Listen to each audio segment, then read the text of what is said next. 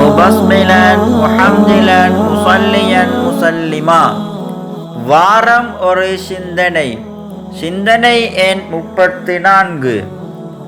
அனஸ் ரலியல்லாஹு அன்ஹு அன்னவர்கள் கூறினார்கள், கடுமையான காற்று வீசும் போது அந்த காற்று அல்லாஹுவின் கோபத்தின் அடையாளமாக இருக்குமோ என்ற அச்சத்தின் காரணமாக நபி ஸல்லல்லாஹு அலைஹி வஸல்லம் அன்னவர்களின் சங்கையான முகத்தில் அதனுடைய அடையாளத்தை அறிந்து கொள்ளப்படும். இந்த ஹதீஸ் சஹீஹுல் புகாரியில் இடம்பெற்றுள்ளது.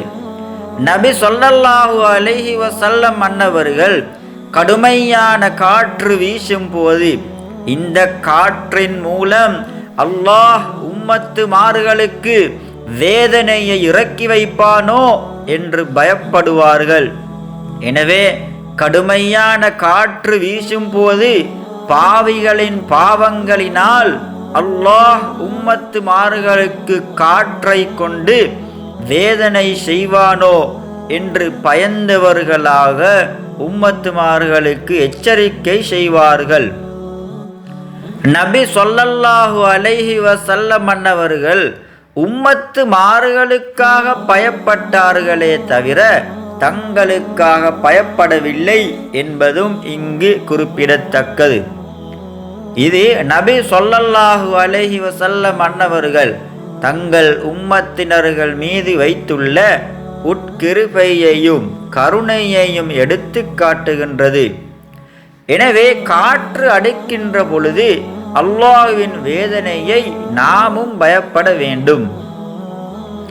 மேலும் முஸ்லிம் கிரந்தத்தில் அறிவிக்கப்பட்டுள்ளது. ஆயிஷா ரலியல்லாஹு அன்ஹா அன்னவர்கள் இந்த ஹதீஸை அறிவிக்கின்றார்கள். நபி ஸல்லல்லாஹு அலைஹி வஸல்லம் அன்னவர்கள் காற்றடிக்கின்ற பொழுது அல்லாஹும்ம இன்னி அஸ்அலுக கைரஹா வ கைர மா ஃபீஹா வ கைர மா உர்சிலத் பிஹி வ அஊது பிக மின் ஷர்ரிஹா வ ஷர்ரி மா ஃபீஹா வ ஷர்ரி மா உர்சிலத் பிஹி. யா அல்லாஹ், இந்த காற்றின் நன்மையையும் அதன் உள்ளே மறைந்திருக்கும் நன்மையையும் அது எதனுடன் அனுப்ப பெற்றுள்ளதோ அதன் நன்மையையும் உன்னிடம் கேட்கின்றேன். இன்னும் இந்த காற்றின் தீங்கிலிருந்தும் அதனுள்ளே மறைந்திருக்கும் தீங்கிலிருந்தும் அது எதனுடன் அனுப்ப பெற்றுள்ளதோ அதன் தீங்கிலிருந்தும் உன்னிடம் பாதுகாப்பு தேடுகின்றேன் என்ற துஆவை ஓதுபவர்களாக இருந்தார்கள். எனவே இந்த துஆவை நாமும் பாடமிட்டு காற்றடைக்கின்ற பொழுது ஓதிக்கொள்வோமாக.